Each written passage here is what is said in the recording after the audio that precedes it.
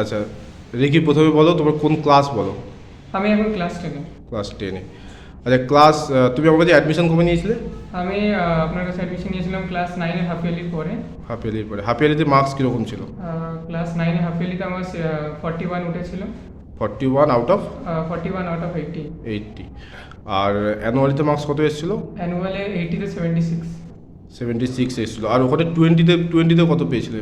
Unit test মানে total 100-এ তাহলে কী এলো অ্যানুয়ালিতে? 100-এও 96। 100-এ 96 হ্যাঁ। এসছে।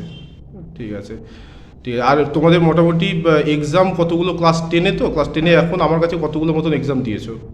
এখন অবধি ইয়ে হয়েছে মানে 4টে হয়েছে, তার মধ্যে আমি মানে টোটাল তো 7টা হয়েছে, আমি দিয়েছি 4টে কারণ আমি অ্যাবসেন্ট ছিলাম। আচ্ছা আচ্ছা। আর 4টের মধ্যে ফার্স্টে হয়েছিল লিনিয়ার ইনইকুয়েশন, যেটার মধ্যে 30-তে 25 পেয়েছিলাম।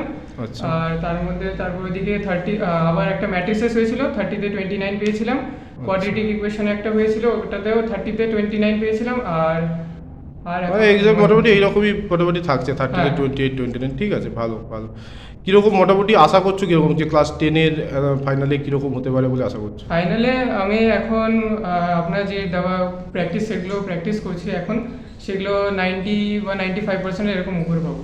95%, 95% চলে আসবে তোমার। হ্যাঁ। ঠিক আছে, ঠিক আছে, ভালো করে প্র্যাকটিস করো। ঠিক আছে। Thank you sir.